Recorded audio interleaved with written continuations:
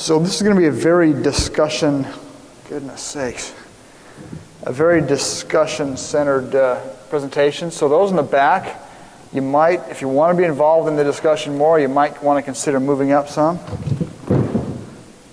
So we'll be talking a lot with one another here.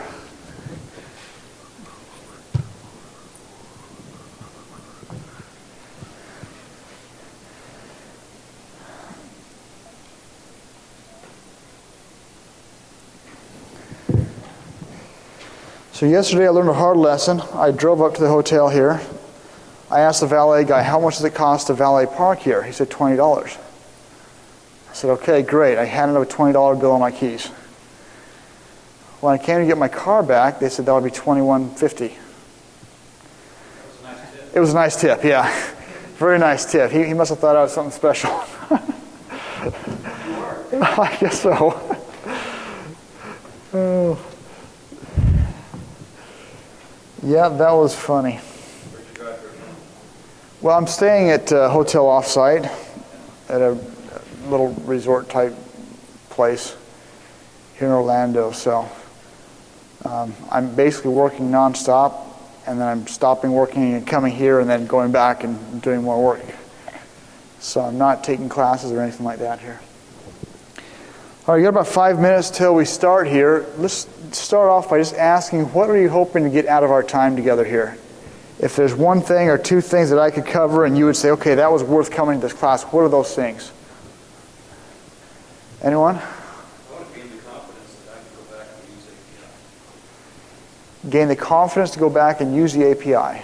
Okay.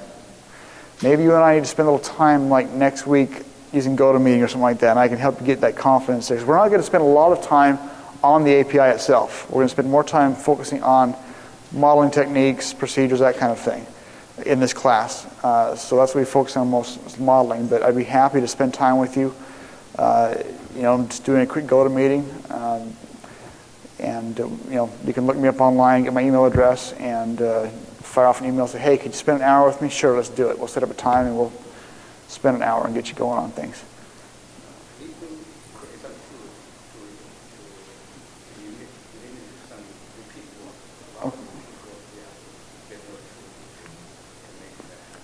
Okay, so you want to generate some tools to take repetitive tasks and make that easier to do those. So what kinds of tasks are we talking about?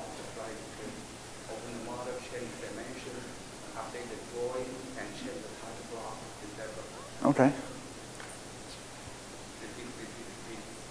Okay.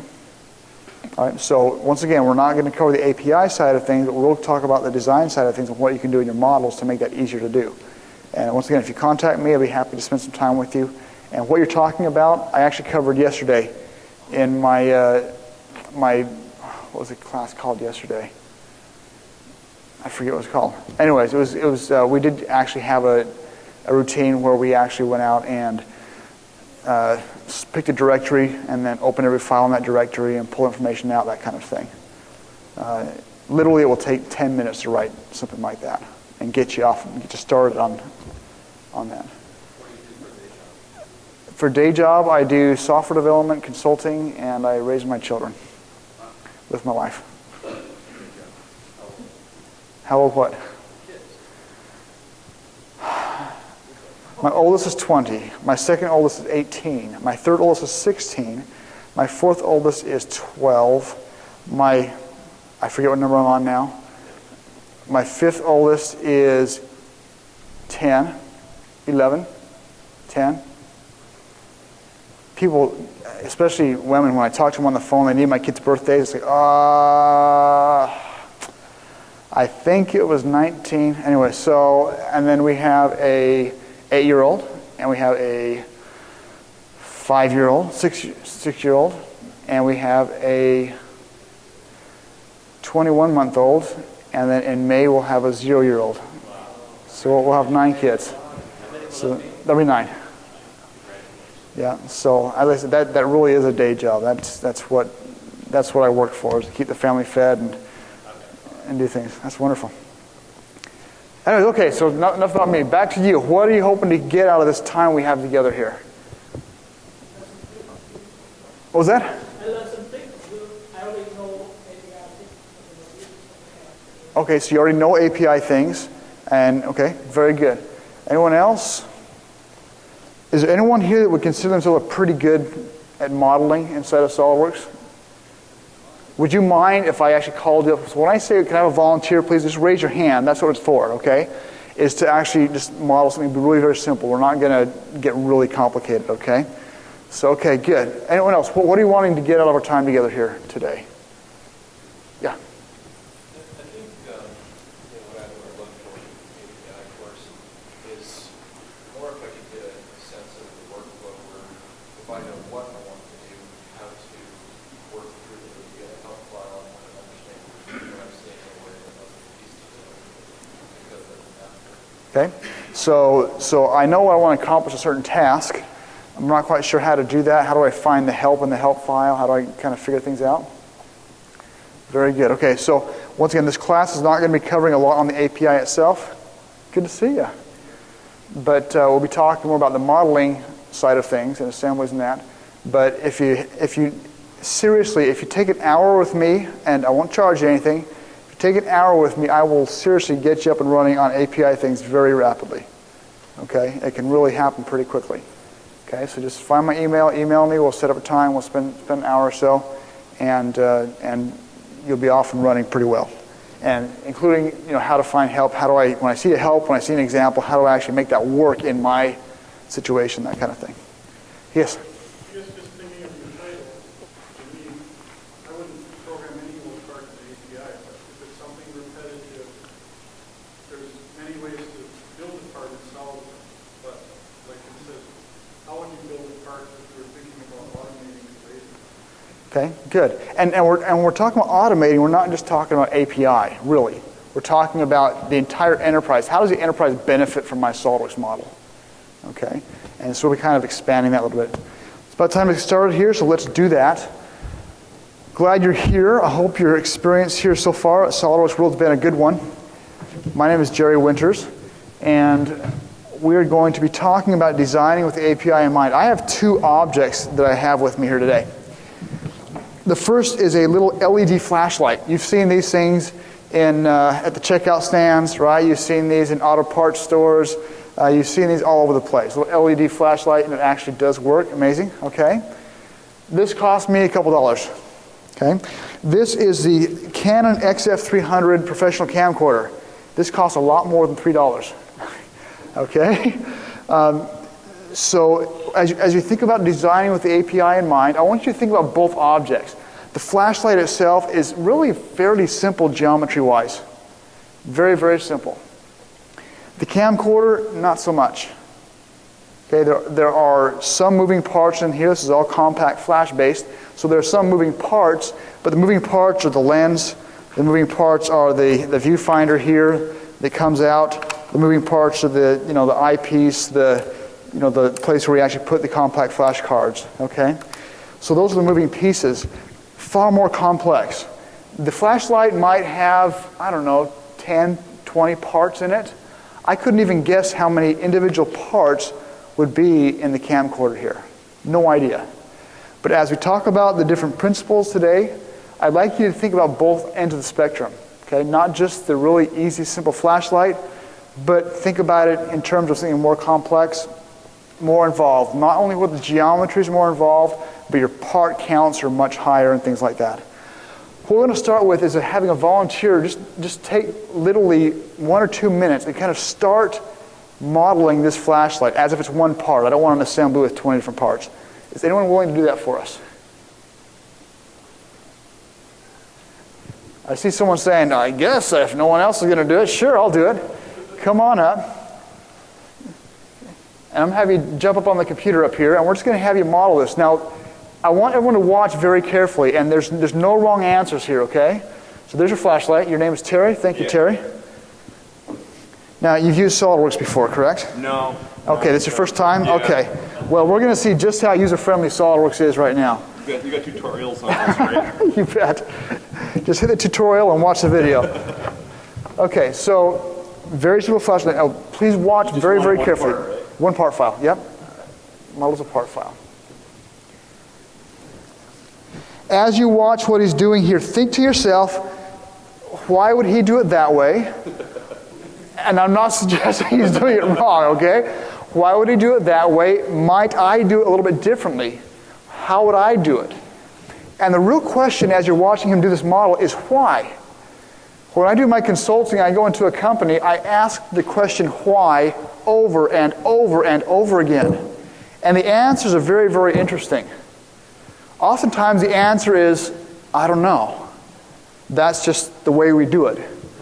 Or the answer might be, well, you know, I do it this way because so-and-so in sales needs it this way. Okay? Oh, Joe in sales needs it this way. So we're going to go to Joe. Joe, what do you do with the models that you get from Fred?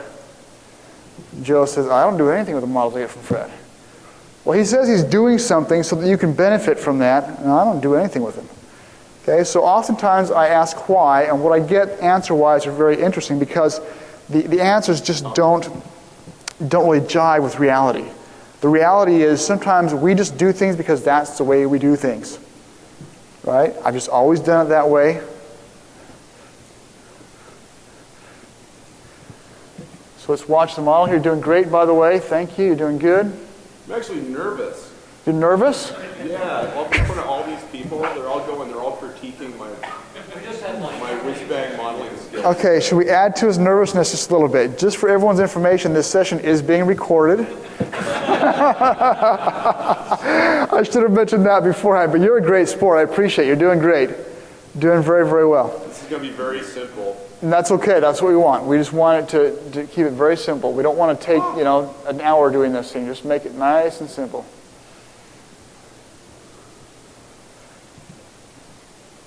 Come on. What's the matter with you? Oh. Yeah, who wants a camcorder? I tell you, you can buy a small car with that on eBay. If you sell it on eBay, you can buy a small car. Yeah, that's perfect. That's good right there. That's you good. Want the octagonal faces? No. That's good. Let's give, sorry, your name again? Terry. Let's give Terry a hand. Good job, Terry. Thank you very much. All right, now, in Terry's defense. I designed sonar buoys for the U.S. Navy, but I can't make a flashlight. That's okay. It's a different shape, right? All right. When you get called up out of the audience and you kind of got all these people looking at you, like watching what you're doing, it's not the most, well, it can be a little nerve-wracking, right? They say that for some people, public speaking is scarier than death. And so anyways, all right, so flashlight. We got the basic shape here, right? And I think you did a pretty good job, don't you? That looks pretty good. So let's take a look at what the actual features here, okay? First thing we do is we have this extrusion, okay? And we've got a sketch. Of course, we start with a circle here. And we're just kind of going for it, right? We don't have any particular scale in mind. We could be using AAAs or we could be using D-size batteries, whatever. But we've got a sketch there, and the sketch gets extruded. That looks good. And this revolve was great. I would have done it a little bit differently, but we all do things the way we do things, right? So the revolve looks fantastic. I think it looks really good. Okay? All right, so we're going to take this, and we're just going to save this as, we'll go to the desktop here. Was it Terry? Is that, okay. Terry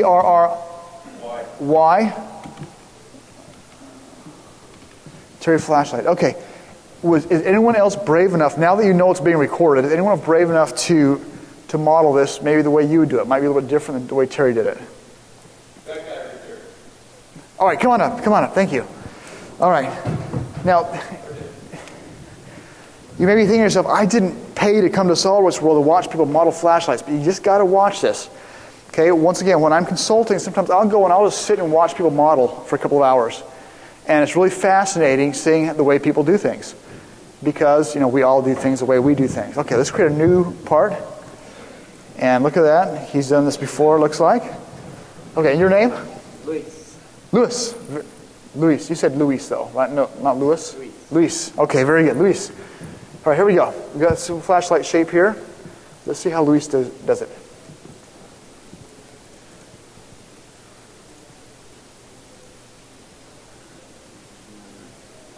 No, don't worry about size. We're not going with scale here. SolidWorks makes it easy to edit these things, right?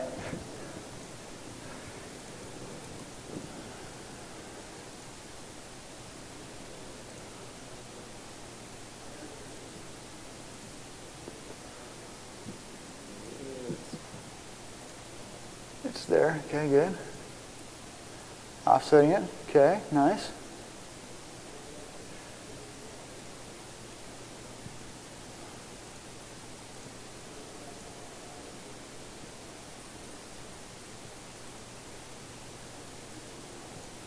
Okay.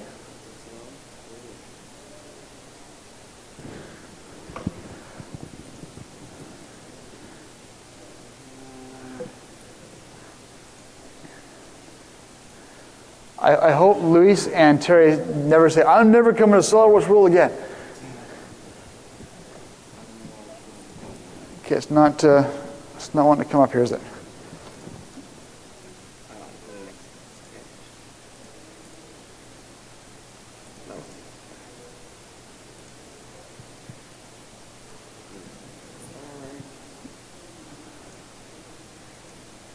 Very nice, okay.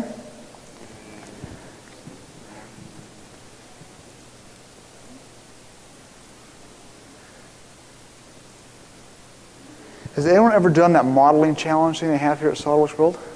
Anyone done that before? How'd you guys do? Do okay on it? Anyone win anything? No? Humbled? I used to think I was really good at this, right?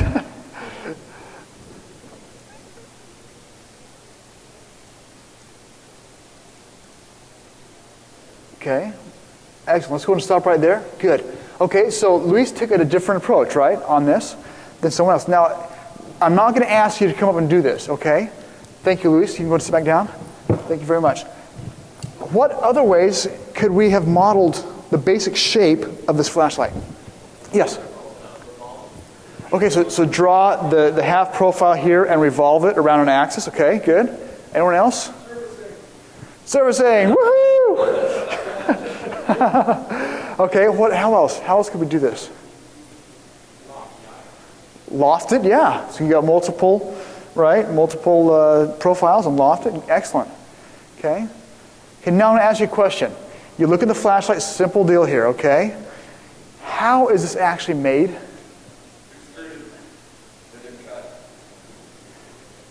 It's extruded and cut?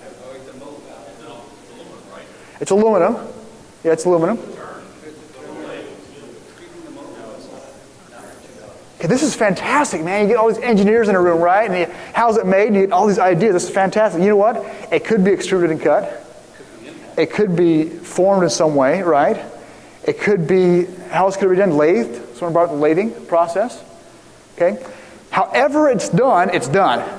Right? We end up with this unit right here, right? So here's the first tip I want to give you on this. Design with the API in mind. And it's going to sound like it actually has nothing to do with the API, but it does. Okay? In addition to designing with the API in mind, design with the manufacturing process in mind. Okay? I'm holding up a chair. These chairs are made out of, it looks like to me, extruded square shapes that are then bent. Okay, is that fair to say probably how these are done? Okay. Let's imagine I take this chair inside of SolidWorks and I'm going to model it. I've got this extruded piece, right? When it actually comes out of the extrusion machine, how long are these pieces? 20 feet? Okay, maybe. 12 feet, 16 feet, depends on the company, right? But let's say 20 feet. Okay, let's take that, 20-foot piece. Okay, what is the manufacturing process for this chair? Does it start with a piece that's 12 inches long?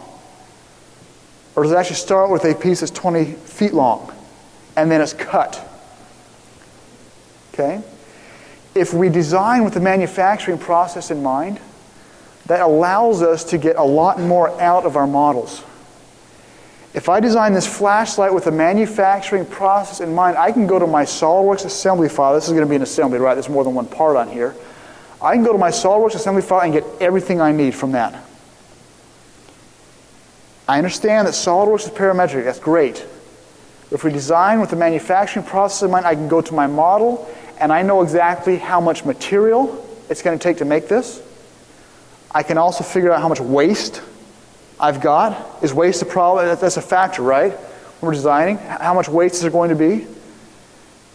So if I'm going to lathe this, and I'm starting with a square piece, solid piece of aluminum, then in my model, if I'm actually modeling with the manufacturing process in mind, I'm going to start with what?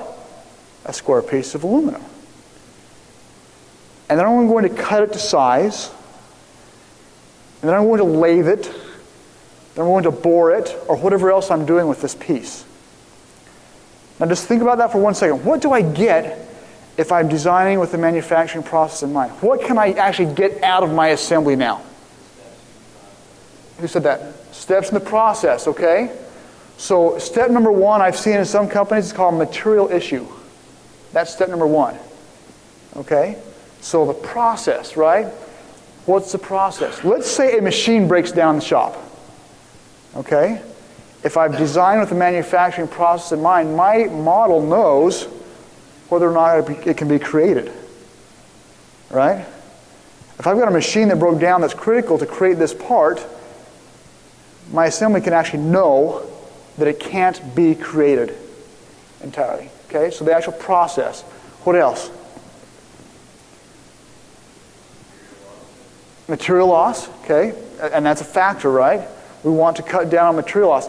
If we actually design with the manufacturing process in mind and we realize after we've designed it that 3/4 of the material that we started with is going to waste, we might say, wait a second, maybe this whole lathe thing isn't cutting it.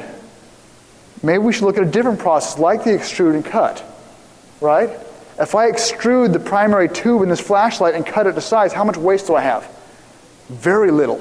Very, very little, right? Okay? Now, some people might say, well, that's not my job. I'm just a designer. My job is to create the dumb solid. Get it in SolidWorks, right?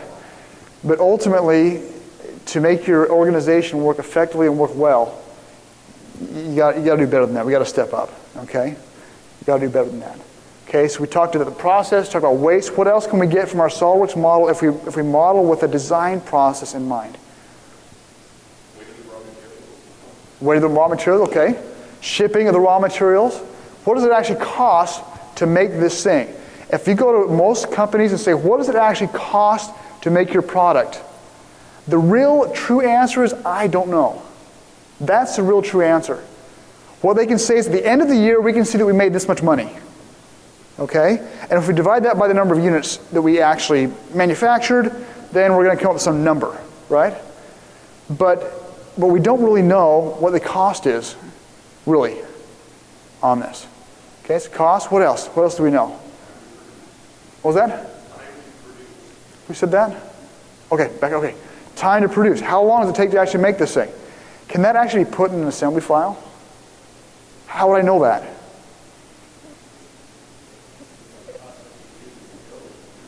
I've got processes, right? Excellent. So I've got my processes, so I know how long each process takes. What else do I know from the process? What kind of machinery do I need to actually make this, right? What else do I know from that? What about personnel? Time, right? Your man hours? What does it cost to make this? If we design with the manufacturing process in mind, and this is going to get back to the API, I promise, we're going to be able to tell a lot of things. Okay, a lot of things. I'm going to jump up here now, and I want you to know I'm not suggesting that I'm going to do this any better than anyone else, okay, as far as actually modeling this. But let's just talk about some more concepts here and principles associated with designing with the API in mind. If there's some really cool music I could play right now, this would be an appropriate time to do it. All right. Okay, here we go. So let's start off by...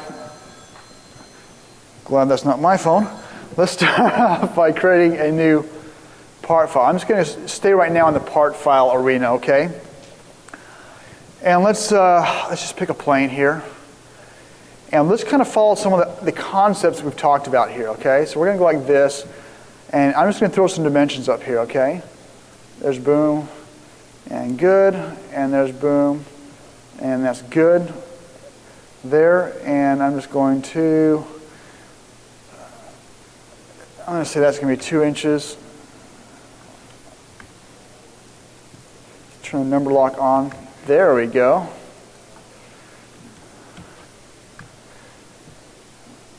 Okay, so one basic concept is design with the manufacturing process in mind. If I'm going to lathe this thing out of solid aluminum, I might start with a piece, let's get more realistic. That's about like that size there, okay?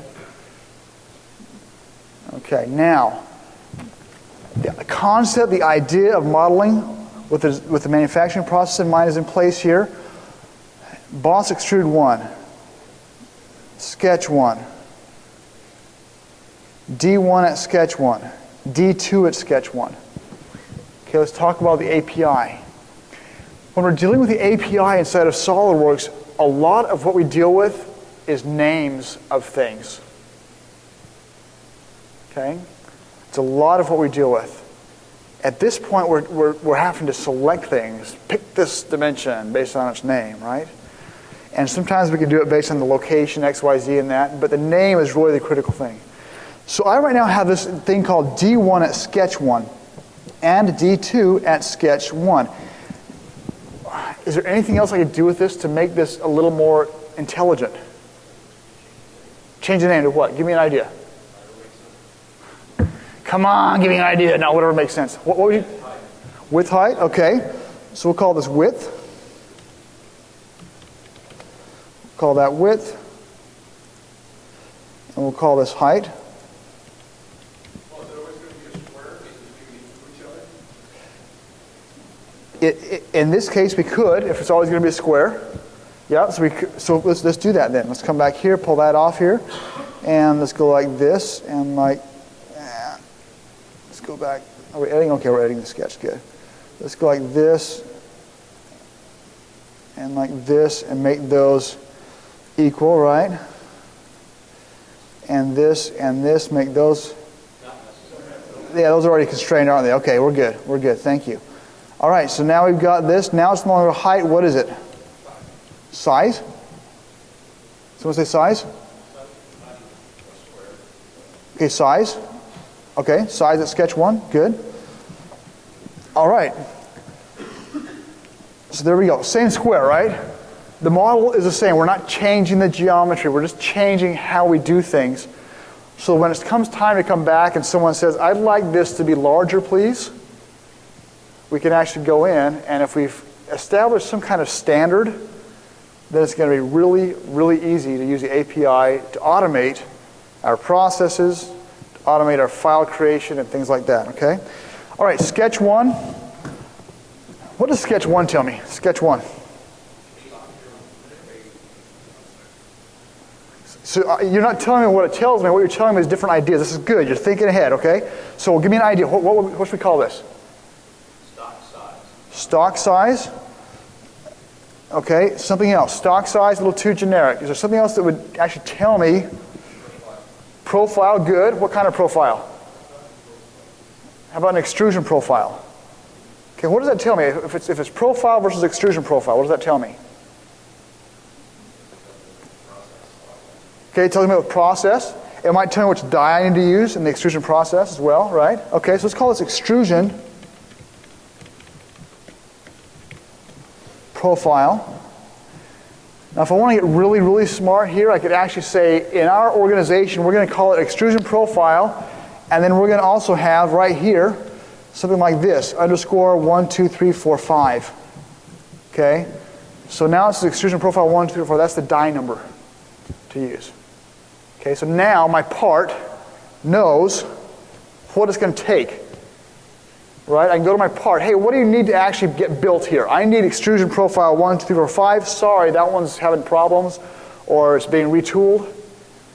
Okay, sorry, then we can't create the part. Okay? All right, boss extrude 1. Any thoughts here?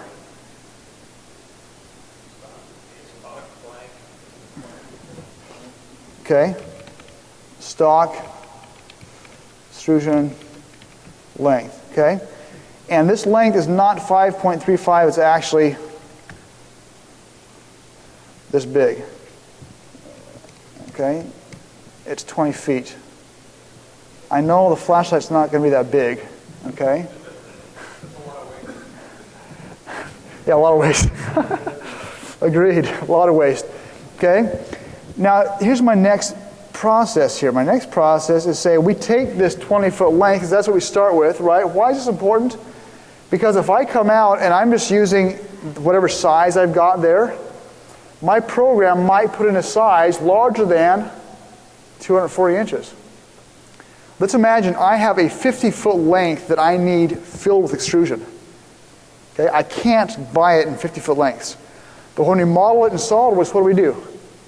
Make it 50 feet. Why? Because we can. It's the easiest way to do it. It's fast, easy, quick, done, taken care of. I've modeled this thing, here you go. Okay, and then someone else has to get it and say, wait a second, we don't get this in 50-foot lengths. Okay, so let's take this extrusion now and let's come over here and let's talk a little bit about reference geometry. Reference geometry, I'll say it's going to be 4 inches. I'll go 5 inches just for kicks here. There we go. Reference geometry. I went to a company to do some consulting, and this company made dental chairs, dental beds. What do they call those things? You kind of lay down in them, right? The things that lift you up and down and that kind of thing. And the mechanism inside was a scissor mechanism. And the problem was they couldn't get this thing to actually work inside of SolidWorks. Okay? We're not talking about a 10,000 part machine. We're talking about maybe 30 or 40 pieces to the scissor mechanism. Okay, you know what I'm talking about? A little accordion kind of thing going on here, okay? And they just couldn't get it to work. And I went in and looked at what they did and why they did and how they did, and I tried changing one thing. Instead of having my mates be based on coincident cylindrical surfaces, I created an axis in each cylindrical surface and made the mates axis to axis. That's all I did. And the thing worked so easy. It was fluid, very easy, no problems, no worries. Okay? When you're dealing with mates, if you can use some kind of reference geometry, you'll find that if we were anywhere but a SolidWorks World Conference, it's going to sound odd. You'll find the mating process is much nicer. Okay? You can't say that everywhere, can we? Okay, the mating process in SolidWorks is much nicer if you use reference geometry. Why do I say that? We just created a plane, right? This plane has a name. It's called Plane 1. That's not very helpful. What about a cut to length or something like that? Okay.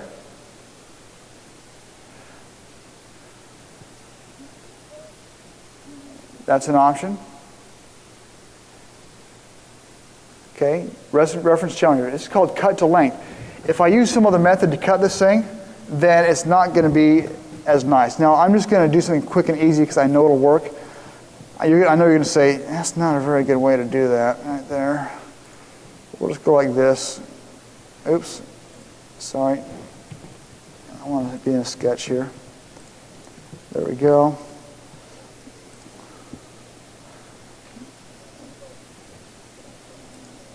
Boom.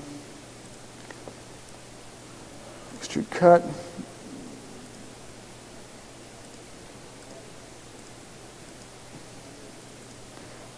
Okay.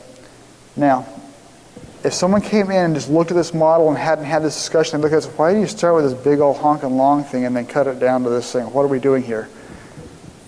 Okay. So this is going to be cut to length. Don't like it. Okay, that's all right. We'll call this cut to length. How about this? Ref cut to length. Cut extrude. Okay, once again here we'll call this, I don't know, cut profile. Now what would be a good name for this feature here where we actually cut it? What would be a good name for this? Part size, okay. Stock length. Stock length, okay. Think about what we're doing here. What are we doing? We're taking this piece of extrusion, right? And what are we doing with it? We're cutting it. What are we cutting it with? Some machine, right? Some saw. So once again, if we build this into our model, so I'm going to say, we're going to call this cut underscore chop saw, we'll call it chop saw 1. Okay? Now what does that tell me right there? I've got a cut underscore chop saw, I'm going to put underscore 1 here, okay? And you'll see why in a second.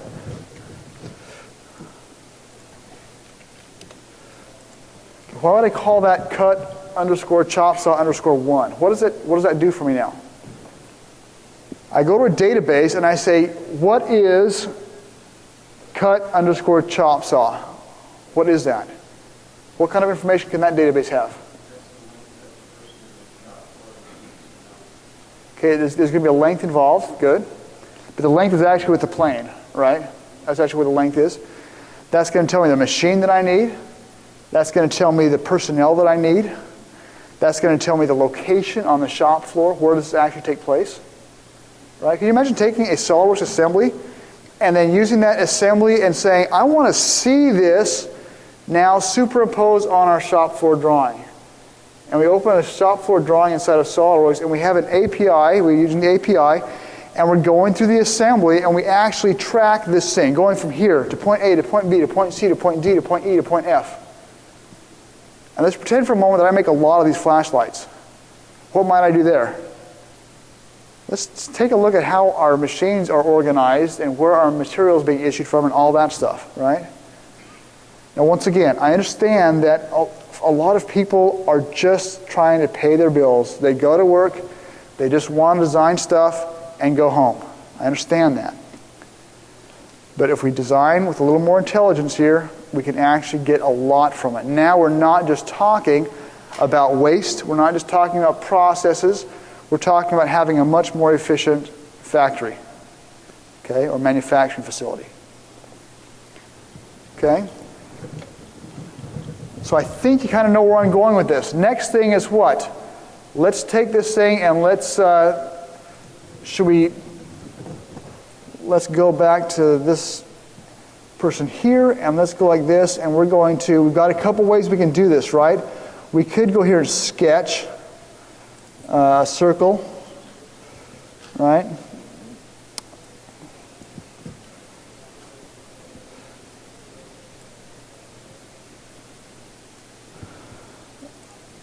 You could sketch a circle like this. And we could cut it, right?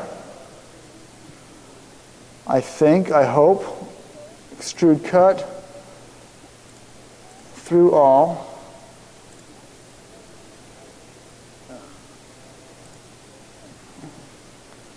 And boom. We could do that, right? Is that our process? That's not our process, is it? Well, what does it matter? I'm getting a solid out, right? Once again, as we design and we think about the process, it actually opens our views up to a lot of different things. Okay? A lot of different things.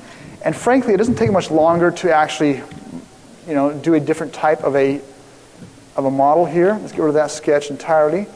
So let's go to this right there. That plane, that'll work. And let's go and sketch on that. And let's get a little center line here. Boom. To boom. And let's get a rectangle here.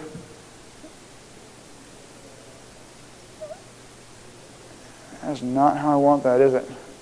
That will not do what I want. Sorry. I want to take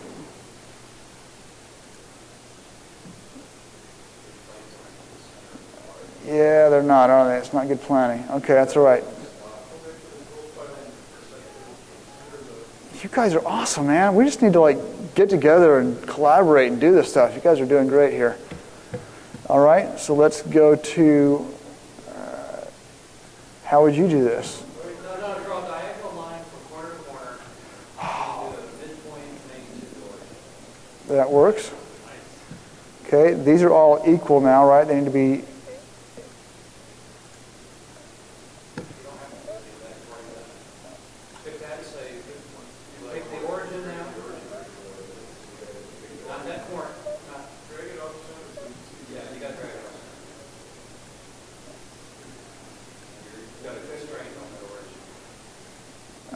come here.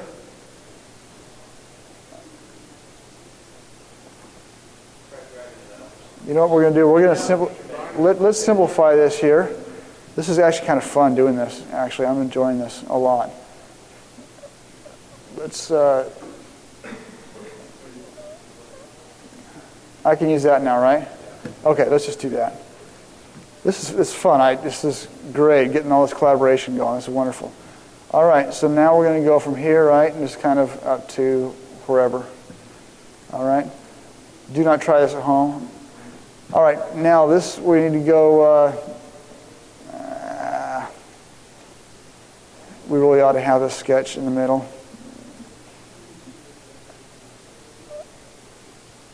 All right. Let's go to,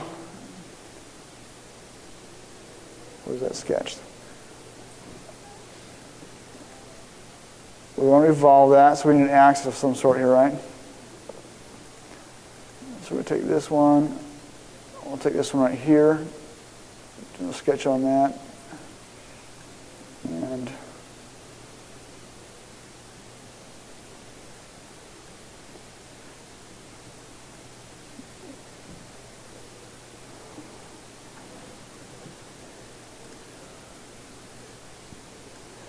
okay. Now, if things work out, can I cut this now, you think? Revolve cut.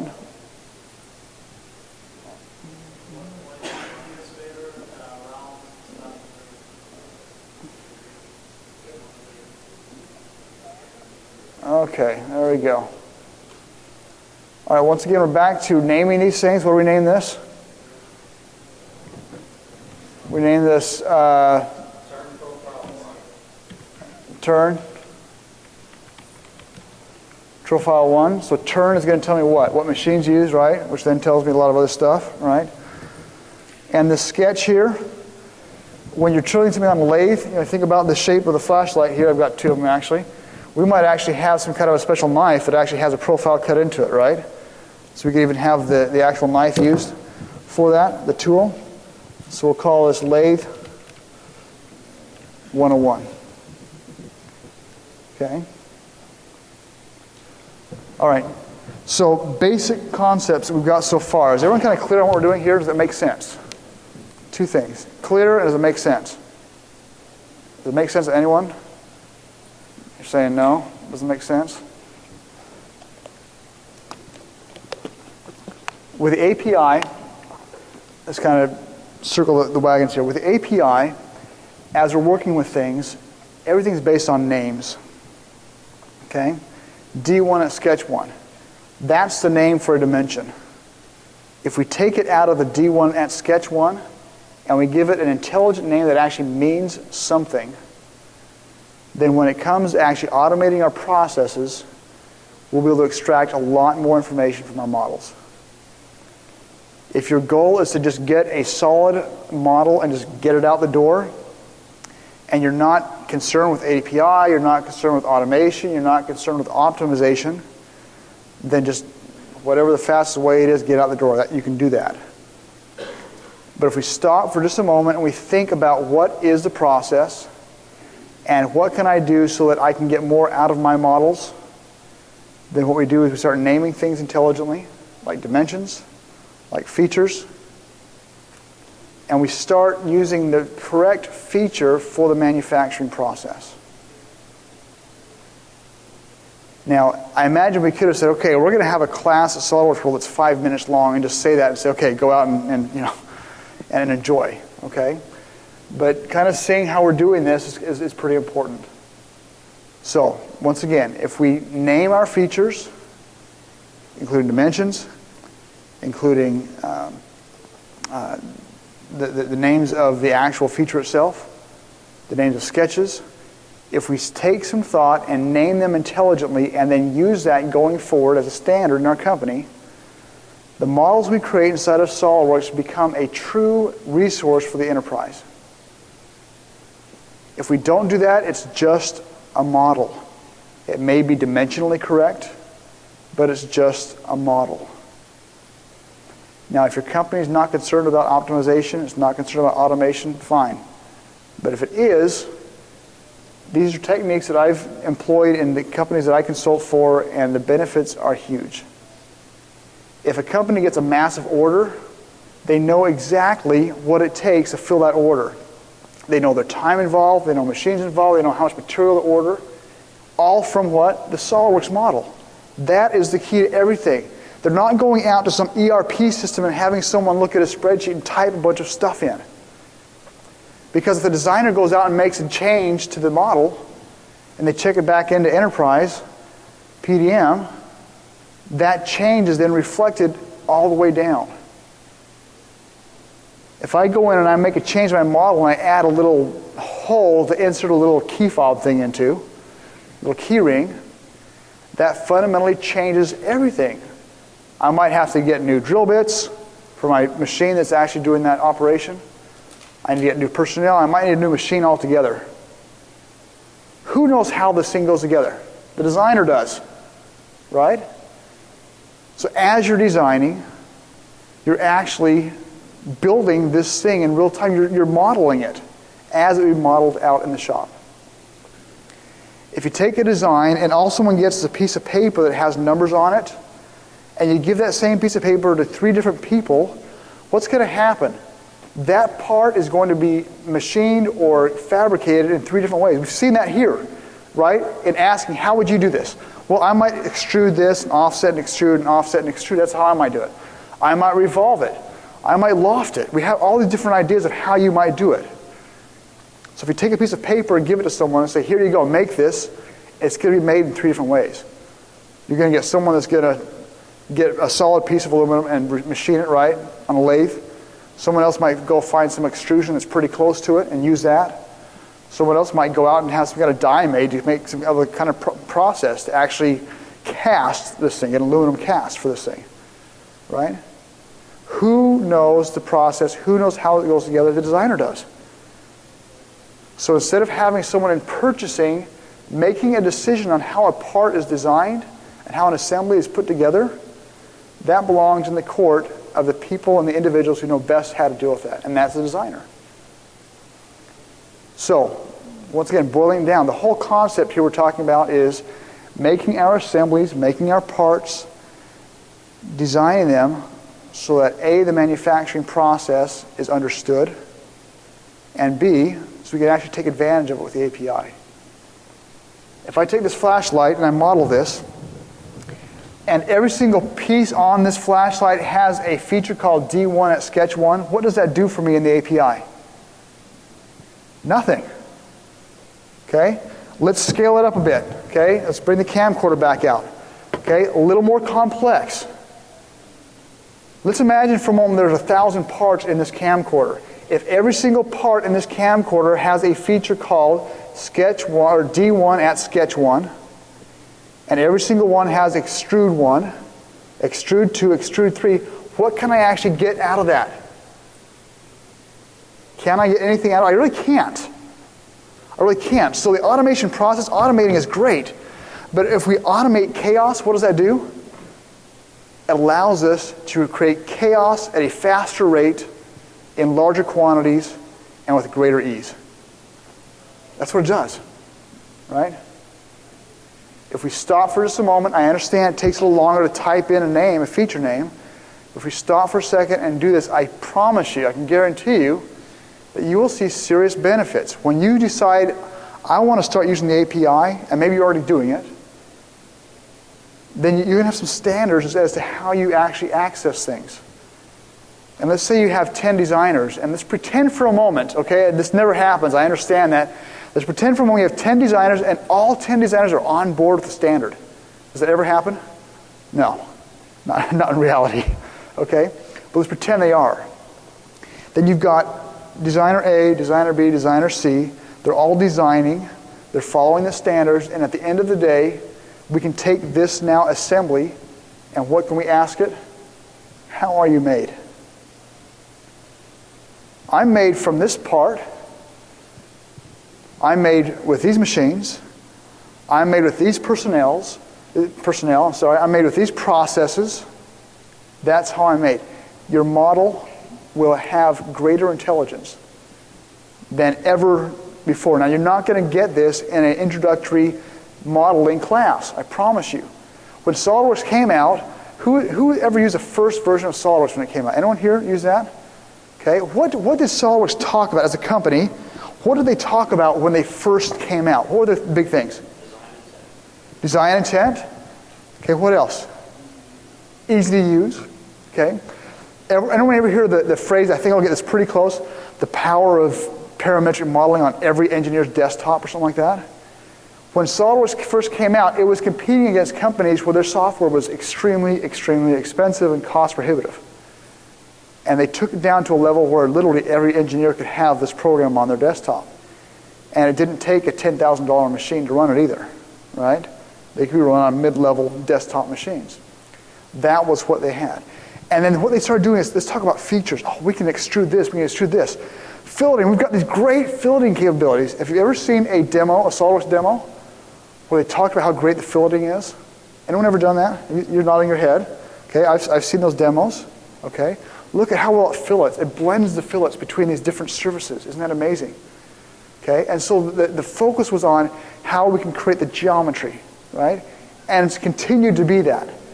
And I understand that. I understand there's a place for that. Okay, but once again, getting back to the topic here, if we can design with manufacturing intent and with standards and rules, at the end of the day, what do we have? We have a model that can actually talk to us and actually tell us. Okay, this is the modeling whisperer, right? It can tell us what it takes to build it, how it's built. Okay, I've seen problems when people have gone in and they've created an extrusion, and that extrusion is 30 feet long. Let's make this. Can't make it. We can't get this thing in 30-foot lengths. Why did we model it that way? Because that's what you do. You just create the profile and you extrude it and say, extrude it 30 feet. That's what I need. I need 30 feet of this stuff. What am I missing if I do that? Now I've got a 10-foot section, right, and a 10-foot section, sorry, 20-foot section and a 10-foot section now, right? What else do I need? Fast, how do I join this thing together, right? Where do I join it? Do I have a 20-foot and a 10-foot? Do I have two 15s? How does it affect my FEA? Anyone doing FEA stuff? What's the difference between two pieces that are joined mechanically somehow at 15-foot lengths? Is there any difference between that and a solid piece that's 30 feet long in FEA? Yeah. Big difference. Massive difference, right? Oh, now I've got all these joining pieces on this extrusion. How am I going to do that? I don't know. How are they going to fit? I don't know. My model doesn't work anymore, right? Because stuff doesn't fit on there anymore, okay? So once again, design with the manufacturing process in mind and the API in mind, and your models will literally talk to you and tell you what's going on. And when your people open up this file inside of, SolidWorks Explorer, they don't have to have full-blown SolidWorks, right? They open it in SolidWorks Explorer, what do they see? I know what machine to use on this. I know how I should be making this thing, right? Without even a big old book on how to make this thing, right? You're basically creating your entire documentation package all right here, just in SolidWorks. Just by thinking about how it's made and naming things correctly. Two very simple things. Very simple things. Okay? Now, any questions about what we've talked about so far? Yes? Have you ever seen a glossary in one of your corporate clients' offices? You have different words that they use to describe it. Yes. So it's a corporate guide. Right. Yeah, so you're saying that would be a good thing to use in conjunction with this, is to create a glossary to say, when you see this feature named this is what it really means, right? So when I see a feature that's called stock extrusion length, this is what it means. That feature is literally whatever you're starting with material-wise, right? And if I see something that says cut _ chop saw _ 1, I know I've got some kind of a miter saw out there in the shop that's going to be used to do this, right? I can actually look at that and just look at my features, boom, boom, boom. And what am I saying? I'm seeing the entire process, right? Laid out right there in front of me. It goes here, then it goes here, then it goes here. And all based on how we're naming things. Okay, good. Other questions or comments?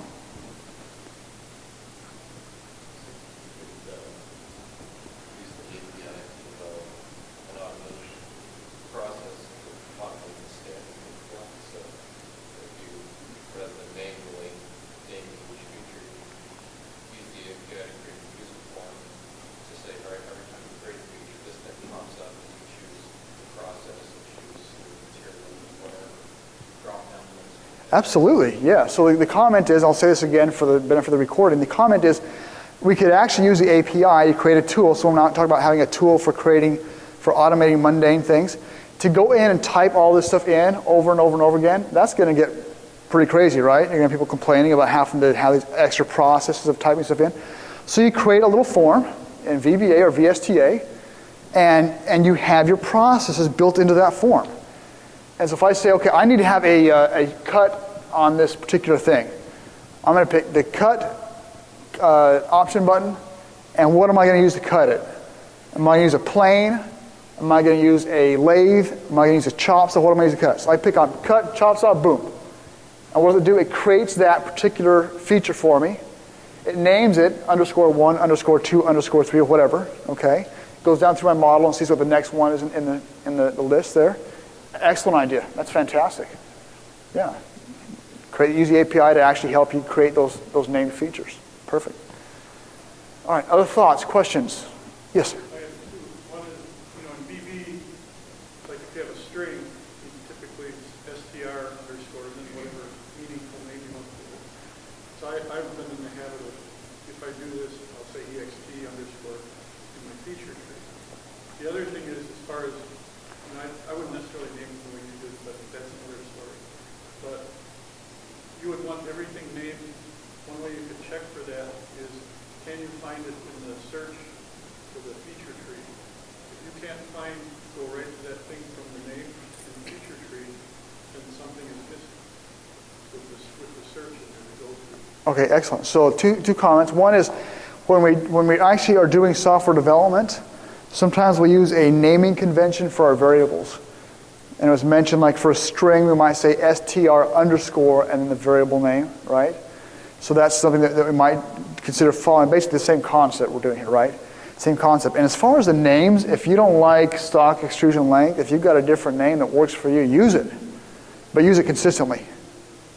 Okay? And then the second comment was, sorry, one more time. The name should be meaningful on everything. Oh, right. The names should be meaningful. That way when we go into the search window, we can actually find things. Yeah, so I think parts of, hundreds of features in a feature tree, complex lawful type things, and it's always a pain sometimes to find where is that sketch that is. Right, because it's called sketch 1, sketch 2, sketch 3. Who knows where that sketch is used, right, in the process. Okay, all right, so any other questions or anything? Yes? Just to piggyback on this suggestion, a better option would be an add-in to create your own toolbar menu. Right.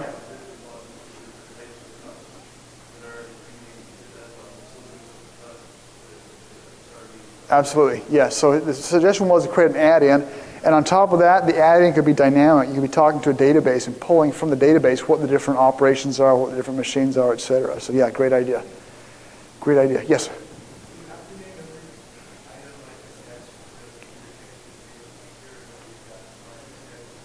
Great question. The question was, we have to name everything. What you need to do is determine what's going to work for you. Okay, there's no silver bullet that's going to work for everyone. The principle is, I should be able to look at my feature tree and know what's going on. So the idea of D1, D2, D3, D4, that does nothing for me personally. But if for you and what you're making, if that's not a relevant thing, let's say you're doing complex surfaces, okay? You're going to have a lot of D1, D2 stuff going on, right? And naming every single control point or every single profile, let's say, on a sweep, that doesn't make sense, okay? So what you need to do is sit down and say, okay, from our perspective, what makes sense to name things? If you have a dimension that is in some way driving your model, and it needs to be parametric. Not all dimensions need to be parametric. Right? We're not going to change them necessarily. But if you've got something that is driving that you need to be able to change, I would highly recommend you get away from D1, D2, D3 on that. Okay? Any feature that you really need. If I've got some other stuff in my model here that really isn't critical to the manufacturing process, who knows, I might decide, you know what, I'm not going to bother with naming those things. So in your organization, whatever makes sense, that's what you need to do. For some people, just the feature itself might be enough. I'm not going to worry about dimensions because frankly, we've made the same part for the last 100 years, and it's not going to change. And it's a AA battery is a AA battery. Those dimensions aren't going to change, right? Let's take that as an example, okay? So I'm just going to use that same thing over and over and over again. So if it makes sense, then do it, and do it consistently, and get everyone else to do it. Now imagine, if you will, and this is something we did yesterday in a class that I taught, is imagine that you pick a directory somewhere on your server, and your program is going to go out and talk to every single part file and every single assembly file in that directory and all of its children. Okay? The question is, what are we going to get back from those files that it finds? That's the question. If I take all the data I can get out and spit it out into an Excel spreadsheet, what is that spreadsheet going to look like? Could I actually look at it and make sense of it? We're talking about dimensional information. We're talking about features. We're talking about components. We're talking about the types of mates. We talked also about the using reference geometry, right? So the types of mates that are used. Do I do a coincident? Or do I do a distance with zero? Is there a difference between a coincident mate and a distant zero mate? Anyone? The net result visually is they're sandwiched together, right? That's the net result visually. If you want to change it in the future, then to do a coincident mate would make no sense, right? Okay?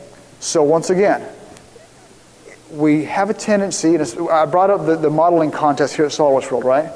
We have a tendency to just get it done as fast as humanly possible. And we do it, and we high-five ourselves because no one else cares, okay?